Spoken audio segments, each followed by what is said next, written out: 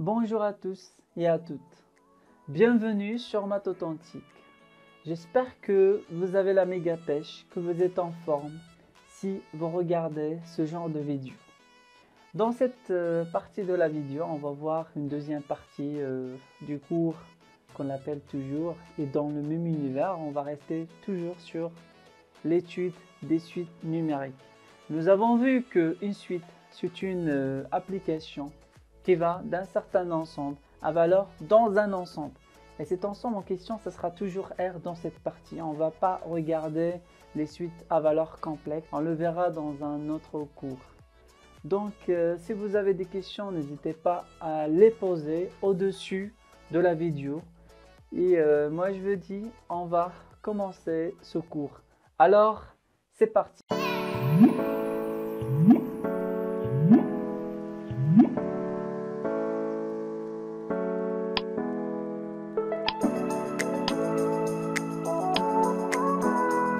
La question qui se pose, est-ce que une suite, n'importe laquelle, si admet une limite, est-ce que cette limite est unique ou bien il y aura plusieurs limites de la suite?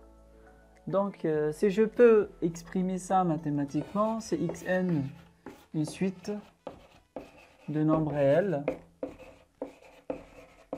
Ok? Tel que xn converge vers x, et même suite converge vers y, x ou y de réel. Donc, la question qui se pose, est-ce que cette suite-là peut avoir deux limites différentes? Est-ce que cette suite peut avoir deux limites différentes? Est-ce que cette possibilité, on peut le voir dans ce cours ou pas? Bien sûr, non. Je vais démontrer ce résultat par la suite. Vous allez regarder, donc cette démonstration, peut-être que vous l'avez vue, bien sûr, en baccalauréat. Vous l'avez vu auparavant, ce sont des prérequis que vous devez le rappeler, bien sûr, dans ce cours, parce que c'est très, très intéressant. Cette suite-là converge vers x et cette même suite converge vers y. La question qui se pose ici, est-ce que x égale à y ou pas? Donc, cette proposition va nous répondre à cette question-là. Une suite de nombres réels admet une limite. Alors, cette limite est unique. C'est ce que je vous ai dit tout à l'heure, que si une suite de nombres réels admet une limite, alors cette limite elle est unique. Donc c'est ce qu'on appelle l'unicité de la limite d'une suite. Alors je vais démontrer brièvement ce résultat-là. Soit je vais prendre une suite de nombres réels. C'est une suite de nombres réels telle que cette suite converge vers x et d'une manière similaire converge vers y. Et je dois supposer que x différent de y, parce que ce résultat est très très important. Si sont égaux, ça veut dire que cette suite admet une limite unique. On aura l'unicité de la limite. Ça veut dire que je peux supposer qu'il existe une suite, n'importe laquelle, qui converge vers deux limites différentes. Et on va obtenir par la suite une contradiction. Parce que je vous ai dit que si je vais parler de l'absurde, pour montrer que P est fausse, je suppose que non P est vrai. Qu'est-ce que je dois montrer? Je dois obtenir une contradiction avec les hypothèses. C'est ça le principe de l'absurde. Revenons à notre démonstration. Bah, je dirais qu'une suite de nombres réels qui convergent vers x et qui convergent vers y. Je vais exprimer mathématiquement l'expression formelle de la convergence d'une suite. Ça veut dire quoi? Xn converge vers x. Ça veut dire quel que soit epsilon positif, il existe un n0 dans n. Si je le dépasse, alors xn moins x inférieur ou égal à epsilon. Inférieur, quel que soit l'écart type, vous allez trouver un rang à partir duquel la suite est proche de x, à droite et à gauche. Ok? Très bien. Et ça veut dire quoi que xn converge vers y? Je vais l'exprimer je vais l'exprimer autrement. Quel que soit epsilon prime strictement supérieur à 0, il existe n1 dans n. Si je dépasse n1, xn est proche de y. Bah, je veux dire, donc, pour n'importe quel epsilon, cette expression-là, ou bien cette proposition, à vrai dire, cette proposition-là est vraie. Et pour quel que soit epsilon prime, cette proposition-là est aussi vraie. Donc, vous prenez n'importe quel epsilon et vous pouvez utiliser cette proposition-là. Donc, c'est ce qui nous intéresse, ou bien la question qui se pose, c'est quoi le epsilon et c'est quoi le epsilon prime qui va nous servir dans les résultats désirés. Donc, puisque x différent de y prime, ça veut dire que x moins y est strictement supérieur à 0, bah, je vais prendre par exemple epsilon. Je vais prendre epsilon égal à epsilon prime égal à x moins y sur 4. Bah, donc, dans la suite de la démonstration, je vais vous répondre à la question que vous pourriez me le poser à propos de cette considération-là. Pourquoi j'ai considéré epsilon égale epsilon prime égale cette quantité-là? On va le lier, on va continuer notre démonstration et puis vous allez voir que si vous prenez n'importe quel élément et vous le divisez sur 4, vous allez trouver une contradiction. Nous avons supposé qu'il existe deux limites qui sont différentes, mais je vais essayer de montrer qu'ils sont égaux.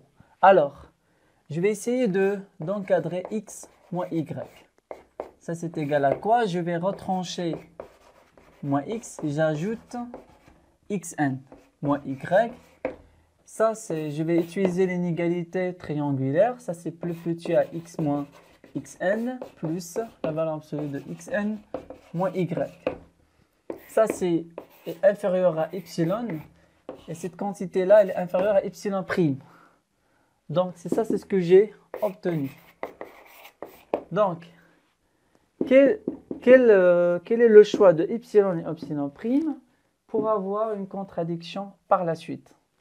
Donc, si je vais prendre epsilon égale epsilon prime égale à la valeur absolue de x sur y, la valeur absolue de x moins y divisé par 2. Donc, cette quantité-là, elle est strictement positive. Donc, j'ai le droit de choisir epsilon et epsilon prime. Je peux prendre cette quantité-là, n'est-ce pas? Parce qu'il est strictement supérieur à 0. Pourquoi? Parce que x est différent de y. Ok? Puisque x est différent de y, donc cette quantité-là, elle est strictement supérieure à 0. Si je vais prendre cette quantité-là, je vais avoir ici un x moins y sur 2, ici un x moins y sur 2. Donc, si je fais la somme, j'aurai la valeur absolue de x moins y. Si je vais diviser par x moins y, j'aurai un strictement plus petit, un 1. Et ça, c'est absurde, n'est-ce pas? Donc, mais c'est ce qui nous apercevoir la contradiction. Je peux augmenter ce 2 pour avoir ici 1, ici 1 sur 4, 1 sur 5, pour avoir une contradiction. Donc, je vais prendre 1 sur 5 par exemple. Elle est strictement supérieure à 0. Mais x moins y, elle est plus petit à y'. Donc, c'est 2 sur 5, x moins y. Et je peux diviser par la valeur absolue de x moins y, puisqu'il est strictement positif, non nul. En plus, il est positif. OK? J'aurai un strictement plus petit à 2 sur 5, ce qui est contradictoire. Voilà le résultat. Mais c'est ce qui nous intéresse. Est-ce que je peux faire cette majoration-là? Est-ce que je peux faire cette majoration-là? Pour faire cette majoration-là, je dois prendre un n qui est le maximum de n0, n1. Rappelez-vous de n0, n1. Je dirais que quel que soit epsilon, il existe n0. Pour quel que soit epsilon prime, il existe n1. Ça, quel que soit n qui est supérieur à n, donc j'ai trouvé un n pour quel que soit n. Si je dépasse n, j'ai dépassé, donc puisque c'est par définition du max, puisque n le max, donc n est supérieur à n0 et n est supérieur à n1. Ça donne que xn moins x il est inférieur à epsilon. Et ça donne moins y inférieur à epsilon. Donc si, quel que soit n, si je dépasse le grand n, je peux faire cette majoration. Donc il est plus petit à xn moins x plus xn moins y. Et ça c'est plus petit à epsilon plus epsilon prime. Et puisque nous avons choisi epsilon prime sont égaux qui est égal à cette quantité-là, j'aurai x moins y, elle est inférieure à quoi? À 2 x moins y en valeur absolue sur 2, sur 5, pardon, sur 5. Très bien. Et si je divise par x moins y, j'aurai un strictement plus petit à 2 sur 5, ce qui est absurde. Ça veut dire, donc, par conséquent, x égale à y. Très bien. Donc, si vous allez supposer qu'une suite qui a comment on dit, deux limites différentes, vous allez trouver que x et y sont égaux. Donc, encore une fois, donc on va voir quelques propriétés donc, qui va nous aider si on veut calculer la limite d'une suite. Et bien évidemment, on va voir des opérations sur la limite d'une suite. Très bien. Si xn, yn de suite de nombres réels, très bien. Et x, y, deux éléments, deux réels, ok? Et lambda, un réel aussi. Très bien. Première proposition, que si xn converge vers x, yn converge vers y, alors, qu'est-ce que je peux déduire? Alors, xn plus yn converge vers x plus y. Très bien. Je vais démontrer ce résultat-là. Démonstration. Alors, xn plus yn converge vers x plus y. Je vais essayer de faire une majoration. Je vais faire une majoration pour montrer que xn plus yn, je vais faire une rapide ici, ok? Donc, pour montrer que xn converge vers grand x, il suffit de montrer que xn moins x en valeur absolue converge vers 0 quand n tend vers plus infini. Et c'est ça, c'est ce que je vais faire, ok? Bah, xn plus yn, cette suite-là, moins x plus y. C'est ça, c'est notre grand x n, et c'est ça, notre grand x. Ok? Ça, c'est égal à vos xn moins x plus yn moins y. Je vais utiliser l'inégalité triangulaire plutôt. Ça, c'était inférieur ou égal à xn moins x plus yn moins y. Ok? Ça, c'était, je vais réécrire une deuxième fois, ok? Plus yn moins y. Et puisque xn converge vers x, ça veut dire que cette quantité-là converge vers 0 quand n tend vers plus infini. Et d'après cette hypothèse-là, yn converge vers y, ça veut dire que cette quantité-là converge vers 0 quand n tend vers plus infini. D'où, quand n tend vers plus infini, ça c'est converge vers 0. Bah, qu'est-ce que nous avons démontré? Nous avons démontré que cette quantité-là converge vers 0 quand n tend vers plus infini. Ça veut dire quoi? C'est-à-dire que xn plus yn converge vers x plus y. Deuxième proposition, encore une fois, qui est très importante, que vous devez l'apprendre par cœur, c'est que si xn converge vers x, yn converge vers y, alors la multiplication de ces deux suites converge vers x multiplié y. Ok? Donc xn fois yn converge vers xy. On va démontrer de la même manière, d'une manière similaire, cette condition-là. Ok? Cette convergence. Alors, je vais essayer de encadrer. Je vais essayer d'encadrer cette suite-là. Donc, xn, yn, moins x fois y. Ça, c'est égal. Donc, je ne peux pas vraiment avoir, il faut avoir quelque chose qui est xn moins x, yn moins y, comme ça, pour avoir une idée.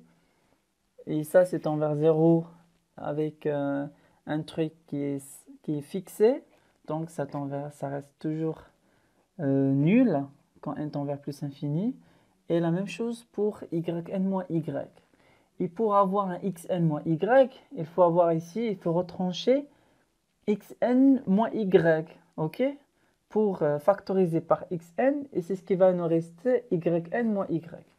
Donc, xn, yn, je vais retrancher xn, y. Et j'ajoute xn, y, ok? Moins xy. Très bien. Alors, ça c'est égal à xn. Je vais factoriser par xn. Ce qui reste yn moins y. La même chose pour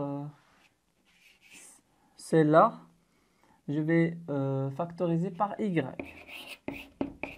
xn moins x en valeur absolue. Très bien.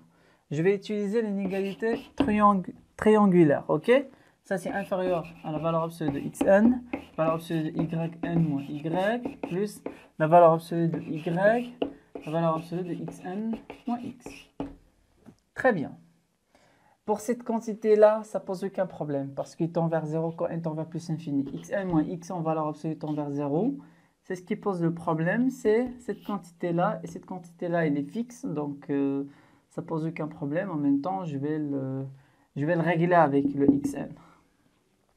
Rappelez-vous d'une proposition qui est très importante que je vous ai donnée dans la partie, je pense, la partie 1.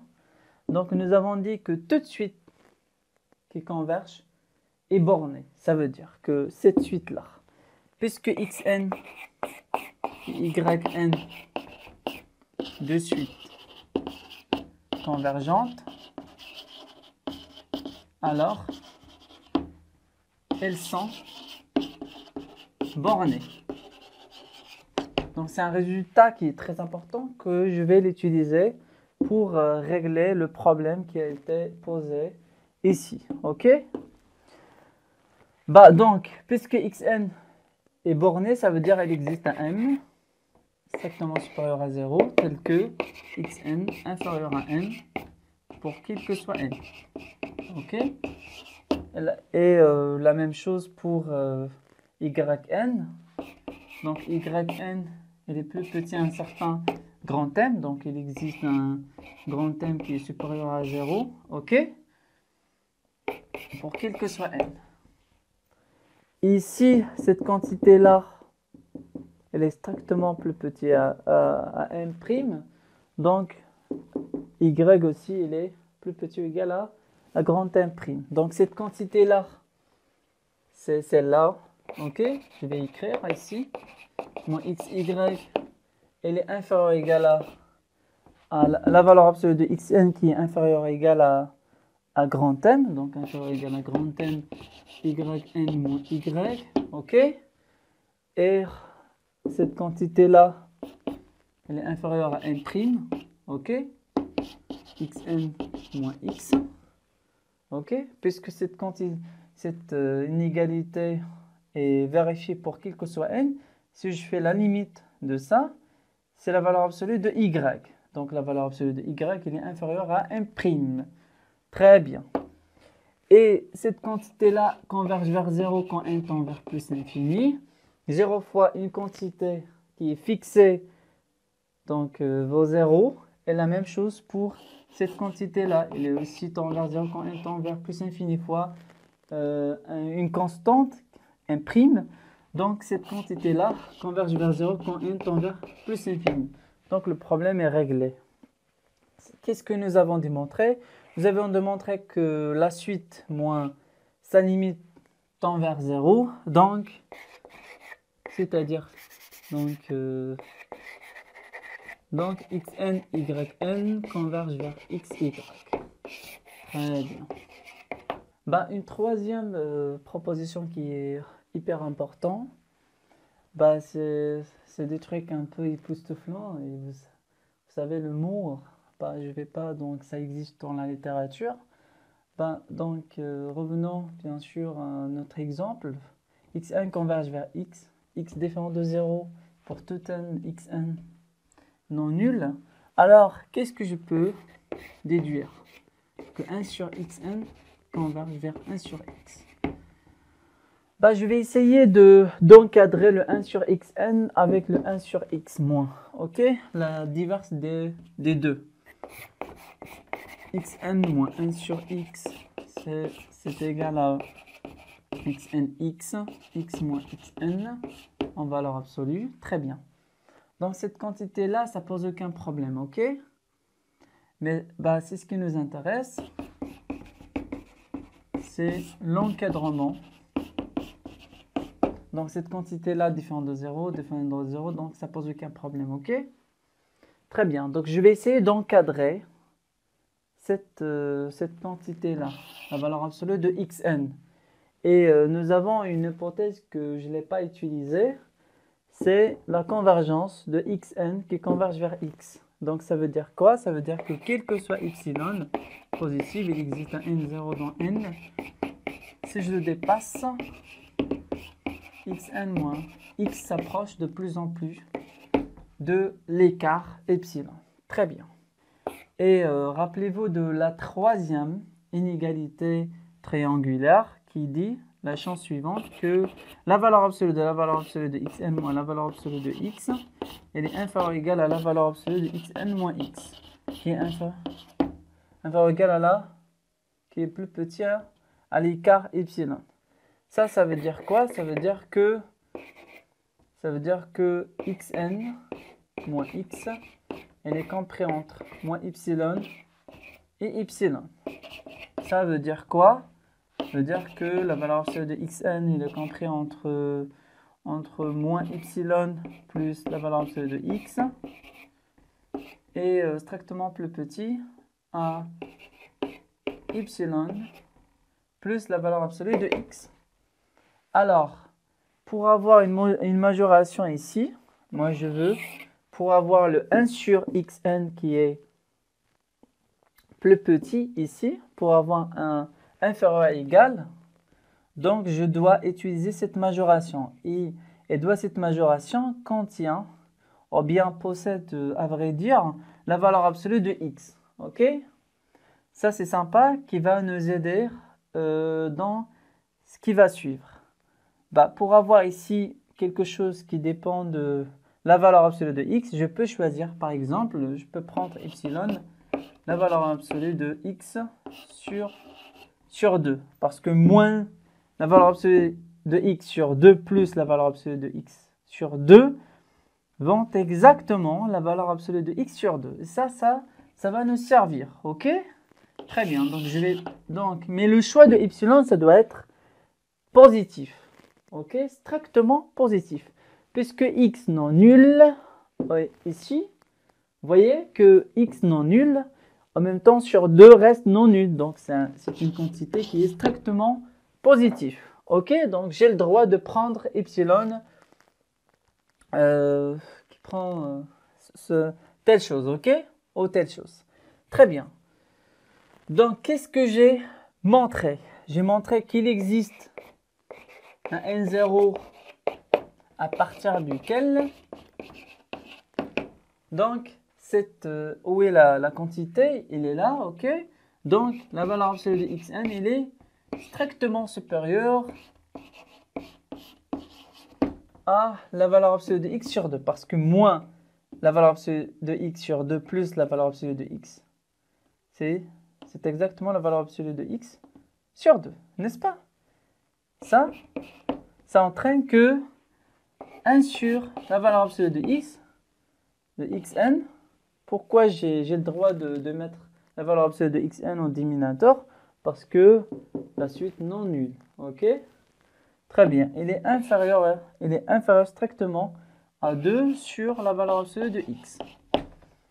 Donc, je vais utiliser cette inégalité-là, l'inégalité stricte, ici, pour continuer ma majoration. Très bien. Donc, je vais réécrire ceci. Xn moins 1 sur x, elle est inférieure à égal à xn, il est 1 sur xn, il est inférieur à 2 sur la valeur absolue de x. Donc ça vaut x moins xn sur 2 sur la valeur absolue de x, la valeur absolue de x. Ok? Ici la valeur absolue de x et xn, elle est strictement plus petit à 2 sur x, sur la valeur absolue de x. Ça, c'est exactement égal à 2 sur la valeur absolue de x au carré. Ça, c'est une quantité non nulle, ok?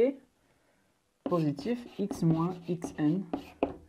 Et quand n tend vers plus l'infini, donc cette quantité-là converge vers 0 quand n tend vers plus l'infini. Pourquoi? Parce que xn converge vers x. Ok? Et ça, c'est une quantité qui est non nulle.